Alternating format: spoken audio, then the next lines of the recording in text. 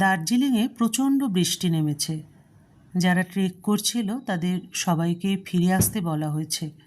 সরকারের তরফ থেকে সতর্কীকরণ জারি করা হয়েছে। অতিবৃষ্টিতে ধস নামার প্রবণতা প্রবল। শুভ্র একটা ট্রেকিং কোম্পানির সঙ্গে জড়িত। ওদের মোট 9টা দল এখন আছে। আজ রাতের মধ্যেই 6টা ফিরছে, বাকি 3টে কাল ভোরে বা দুপুরেই ঢোকার কথা। বিকেল থেকে দেবরাজের সঙ্গে যোগাযোগ হচ্ছে না। শুভ্রর কপালে দুশ্চিন্তার ভাঁজ। স্যাটেলাইট ফোনে বারবার চেষ্টা করে শুভ্র, কথা হচ্ছে না। এদিকে বৃষ্টি ভীষণ রূপ ধারণ করেছে। কি কি করবে? ট্রেক লিডার হবে? এইটা একটা কেরিয়ার? অর্ধেন্দু সেন নিজের একমাত্র ছেলে দেবরাজের মুখের দিকে তাকিয়ে ক্ষোভে প্রায় ফেটে পড়লেন। বাবা ছেলের সম্পর্ক কোনোদিনই সুমধুর ছিল না। জ্ঞান হওয়ার পর থেকেই দেবরাজ দেখে এসেছে বাবা কাজে ব্যস্ত থাকেন। মায়ের সঙ্গে কয়েকটা ফর্মাল কথা আর ভালো করে পড়েছ তো দেবু, ব্যাস এই। অনেকটা বড় হয়ে দেবরাজ বুঝতে পেরেছিল ব্যবধানটা বাবা আর মায়ের মাঝে। বড়লোক বাড়ির উড়নচণ্ডী মেয়ে পাপিয়াকে ভুল পথে যাওয়া থেকে আটকাতেই তার বাবা অর্ধেন্দুর হাতে তুলে দেন। অর্ধেন্দু ছিলেন গরিব ঘরের ছেলে, তবে ভদ্র, ধর্মনিষ্ঠ এবং সচ্চরিত্র। জামাইকে নিজের ব্যবসায় সামিল করে নিয়ে উনি ভেবেছিলেন মেয়ের ভবিষ্যৎ গুছিয়ে দিচ্ছেন। কিন্তু এইভাবে হয়তো বাড়ি সাজিয়ে দেওয়া যায়, সংসার পেতে দেওয়া যায়, কিন্তু দুটো মন কি এক সূত্রে বেঁধে দেওয়া যায়? যায় না। পাপিয়ার বাবা সে কথা বুঝতে পেরেছিলেন অনেক পরে। তখন আর কী বা করার ছিল? আর অর্ধেন্দু তো কোনোদিনও কোনো দায়িত্ব ফাঁকি দেননি, না স্ত্রীর প্রতি না সন্তানের প্রতি। দুটো সমান্তরাল রেখার মতন পাশাপাশি থেকে গেছেন অর্ধেন্দু আর পাপিয়া। চলেছে একই পথে, তবু ভিন্ন হয়ে। এখন পাপিয়া নেই। দেবরাজ যখন 13 বছর বয়স, তখনই জটিল এক রোগে সেই পৃথিবীর সমস্ত মায়া কাটিয়ে চলে গেছে। আছে তারই ছেলে, ঠিক মায়ের মুখ তার মুখে বসানো, ওই দীঘল চোখ, ওই টিকলো নাক, ফর্সা আর মাথা ভর্তি চুল। অর্ধেন্দুর চেহারার এতটুকু পায়নি সে। বাবার মতন কি একটু হতে নেই রে দেবু? অর্ধেন্দু ভাবেন, কিন্তু প্রকাশ করতে পারেন না। দেবরাজের মা মারা যাওয়ার পর থেকেই দেবরাজের মধ্যে একটা বদল এসেছিল। শান্ত চুপচাপ ছেলেটা ভীষণ রুক্ষ হয়ে যাচ্ছিল দিন দিন। কারোর সাথে কথা বলতো না, ঘর থেকে বেরোতো না, খেত না। আর সব থেকে বড় ব্যাপার ছিল বাবার সঙ্গে মুখে মুখে তর্ক করত। এত জেদ, এত রাগ ছেলেটার! অর্ধেন্দু নিজের মায়ের কাছে বলে কেঁদে ফেলেছিলেন, বাবা নয়, যেন আমি ওর শত্রু। কিছু বললেই দাঁত মুখ খিচে ওঠে। অর্ধেন্দুর মা বলেছিলেন, তুই ওকে একটু ভালোবাসা দে, দেখবি ওর মনটাও নরম হবে। তুই যদি ওকে দূরে ঠেলিস। আমি দূরে ঠেলছি? ও, আমি রত্নাকে বিয়ে করেছি বলে? সেটা কি পাপ? আমার একটু নিজের মতন করে বাঁচারও কি অধিকার নেই মা? অর্ধেন্দুর মা দীর্ঘশ্বাস ফেলেন। মা মরা ছেলেরা অভিমানী হয় বাবা।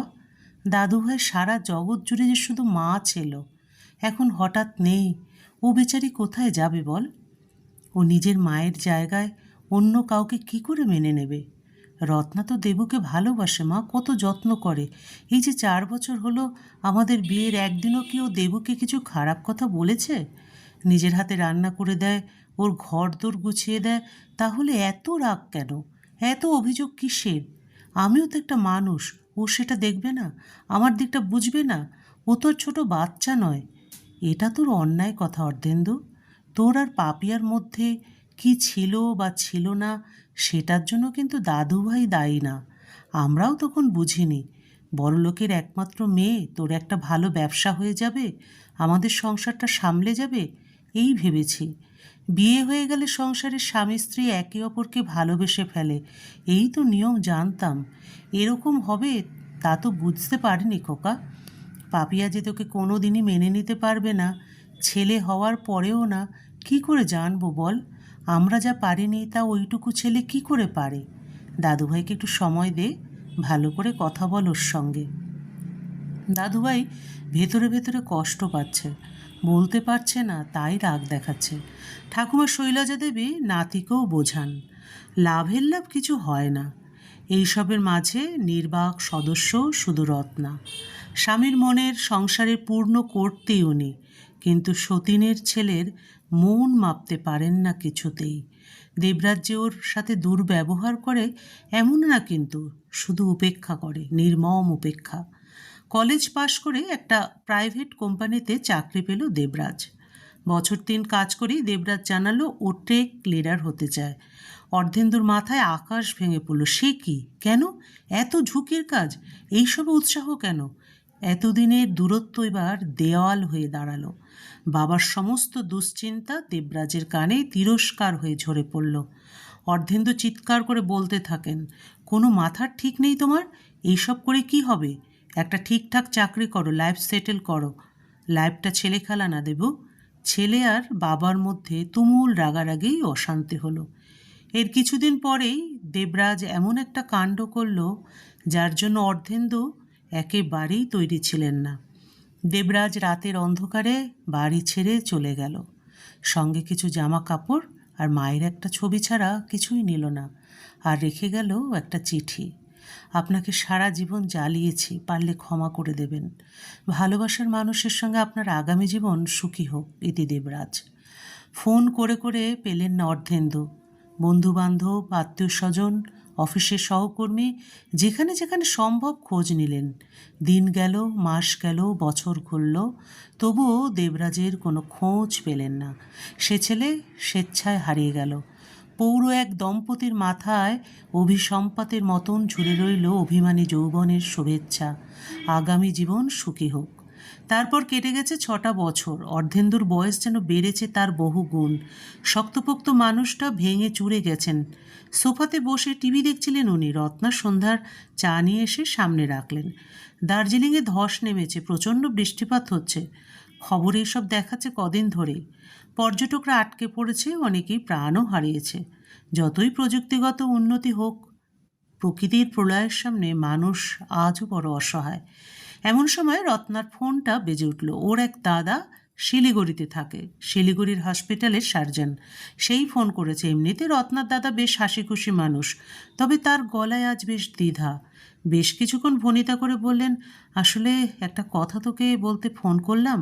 আমি শিওর না, মানে আমি তো শুধু তোর মুখে শুনেছি। তবে সান্দাকুপ ফালুট রুটে ট্রেক করতে গিয়েছিল একটা দল। তাদের সঙ্গে ছিল 5 জন লোকাল গাইড, রান্নাবান্না করার লোক, ঘোড়ার দল এবং তাদের মালিকরা আর একজন ট্রেক লিডার। পাহাড়ে ধস নামায় তারা গুরুতর আহত হয়। সেনাবাহিনীর তদারকিতে তাদের হেলিকপ্টারের সাহায্যে শিলিগুড়িতে নিয়ে আসা হয়েছে চিকিৎসার জন্য। ট্রেক লিডারের নাম দেবরাজ সেন। বাগডোগরা এয়ারপোর্টে প্লেন নামল রাত্রির 12:30।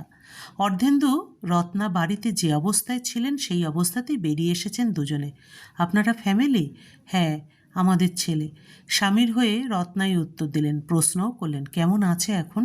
আমরা দেখা করতে পারি? ডাক্তার গম্ভীর গলায় বললেন, হি ইজ ক্রিটিক্যাল। দেখতে পারেন, তবে ভেন্টিলেশনে আছে, কথা বলতে পারবে না। আপনি টাকার জন্য চিন্তা করবেন না ডক্টর, যা লাগবে আমি দেব। আমার একটাই ছেলে, he is my only San, only child. Ardhendu ডক্টরের সামনে হাত জোর করে বললেন। গাল ভর্তি দাড়ি, রোগা কিন্তু মজবুত চেহারা, রোদ জ্বলা মুখ, মুখের মধ্যে একটা পাইপ লাগানো, দুটো পাই প্লাস্টারে মোড়া, হাত দুটো প্লাস্টার করা। শান্ত হয়ে শুয়ে আছে দেবরাজ। কাঁপা কাঁপা হাতে ছেলের হাতটা ধরলেন অর্ধেন্দু। ধরেই থাকলেন। শুভ্র খবর পেয়ে আগেই হসপিটালে পৌঁছে যায়। ও অর্ধেন্দুর কাঁধে হাত রেখে বলে, কাকাবাবু, কোনো চিন্তা করবেন না, দেবরাজ খুব শীঘ্রই সুস্থ হয়ে উঠবে। একটু ঠিক হয়ে গেলেই ওকে বাড়ি নিয়ে যাবেন। দেবরাজের এখন রেস্টের দরকার। আর ছুটি নিয়ে ভাববেন না, কোম্পানি সেসব দিক থেকে খুব লিবারেল, ওর চাকরি যাবে না। দেবরাজ তো আমাদের হিরো। পরিষ্কার ঘরই নতুন করে আবার পরিষ্কার করিয়ে নিজেদের হাতে চাদর পেতে বালিশ ঠিক করে সব দিক থেকে তৈরি করে রাখেন রত্না। হাসপাতাল থেকে 1.5 মাস পর ক্লান্ত অবসন্ন শরীর নিয়ে বাড়ি ফেরে দেবরাজ। সেই পুরনো ঘরে শুয়ে থাকতে কি অদ্ভুত যে লাগে। মনে হয় এক্ষুনি বুঝি মা এসে ওর কাছে বসবে, সুগন্ধিতে ভরে যাবে ঘরটা। নরম দুটো হাত ওর মাথায় হাত বোলাবে, তারপর শান্ত গলায় বলবে, দেবু, আমার সোনা ছেলে, আমার ব্রেভ বয়।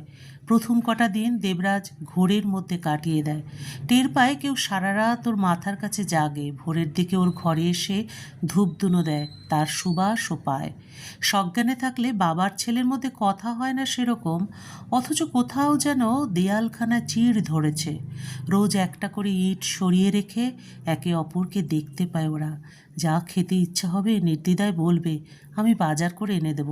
অর্ধেন্দু নরম স্বরে বলেন, তুমি কি খেতে ভালোবাসো আমি তো জানি না বাবা। দেবরাজু হেসেই উত্তর দেয়, আমি সবই খাই, আপনি চিন্তা করবেন না। আর আপনার এই কুক তো বেশ ভালোই রান্না করে। রত্না দরজার আড়াল থেকে হাসেন, যাক রান্না ভালো লেগেছে তাহলে। ধীরে ধীরে সুস্থ হয়ে ওঠে দেবরাজ। 4 মাসের মাথায় বাবাকে বলে, এবার তো আমাকে যেতে হবে, রিফ্রেশার কোর্স করে নেব একটা, তারপর ফিটনেস সার্টিফিকেট এইসব জমা দিলে আবার কাজ শুরু করতে পারবো। অর্ধেন্দু বাধা দেন না, তবে জিজ্ঞাসা করেন, এখন শরীর ঠিক আছে তো? আর কটা দিন একটু বিশ্রাম নিলে হতো না? আরও রেস্ট নিলে বিছানাতেই পড়ে থাকবো, আর উঠতেই পারবো না। দেবরাজ হাসে, স্বচ্ছ এক হাসি। অর্ধেন্দু চেয়ে চেয়ে দেখেন ছেলেকে। কাল সকালেই বেরোবে দেবরাজ। আপাতত যাবে দিল্লি, সেখানে ওদের হেড অফিস। ব্যাগে কিছু টুকটাক জিনিস ভরে রান্নাঘরের কাছে এসে দাঁড়ালো। আপনি কি ব্যস্ত? রত্নার সঙ্গে এই প্রথম সরাসরি কথা বলল দেবরাজ। ভারী অপ্রস্তুত হয়ে পড়ল রত্না। না না, বলো। 1 কাপ কফি করে দেবেন প্লিজ। আপনার হাতের কফিটা খুব ভালো। কফি তো চিরকালই ভালো বানায়, এমন হাত কাঁপে না তো কখনো। ইস, চিনি বেশি হয়ে গেল নাকি? বেশি কড়া হলো কি? উফ, এত ভয়ের কি হয়েছে? রত্না নিজেকেই বোঝান।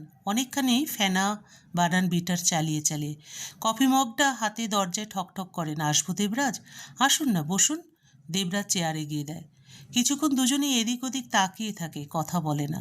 একসময় দেবরাজ একটা রঙিন কাগজে জড়ানো উপহার এগিয়ে ধরে রত্নার দিকে। আমার জন্য? রত্না আকাশ থেকে পড়েন।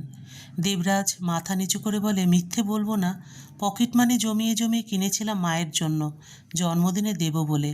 লাল রং খুব ভালোবাসত মা, দেওয়ার সুযোগ হয়নি আমার। তার আগেই মা আমাকে ফেলে চলে গেল। মা তো আর ফিরবে না, তাই আপনাকে দিচ্ছি। ইচ্ছে হলে পড়বেন, একদম নতুন, কেউ হাতও দেয়নি। দেবু, খুশি হব না? রত্না এর বেশি কিছুই খুঁজে পেলেন না বলার মতন। এয়ারপোর্টের বাইরে চিরকালীন ব্যস্ততা। দেবরাজ ব্যাগগুলো ট্রলিতে রেখে এগোচ্ছে, সঙ্গে অর্ধেন্দুও চলেছেন। অনেক কথা গলার কাছে উঠে আসছে, কিন্তু বলতে পারছেন না।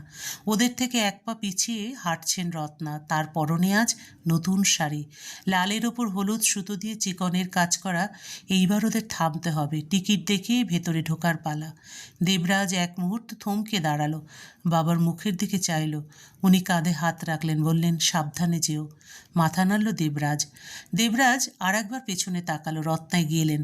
অবলীলায় 2 হাত ওর নরম চুলে ডুবিয়ে মাথাটা নিচু করে কপালে চুমু বসিয়ে দিয়ে বললেন, পৌঁছে জানাবে? হ্যাঁ, ফোন করে দেবে। বাধ্য ছেলের মতন ঘাড় কাত করল দেবরাজ। আবার কবে আসবে বাড়ি? ছুটি পেলেই আসবো। শরীরের খেয়াল রেখো, হ্যাঁ, আর ওষুধগুলো খেও, আর ডাক্তারের কাছে একবার ভালো করে দেখিয়ে নেবে। আর শোনো, কিছু অসুবিধা হলেই ফোন করবে, বুঝলে? এগিয়ে যায় দেবরাজ। কাঁচের ওপার থেকে হাত নাড়ছে দেবরাজ। এপারে অর্ধেন্দু আর রত্না দাঁড়িয়ে আছেন। ততক্ষণ দাঁড়িয়ে থাকলেন যতক্ষণ ছেলেকে দেখা যায়। গল্পের সমাপ্তি এখানেই। আবার দেখা হবে পরবর্তী আরেকটি গল্পের সাথে।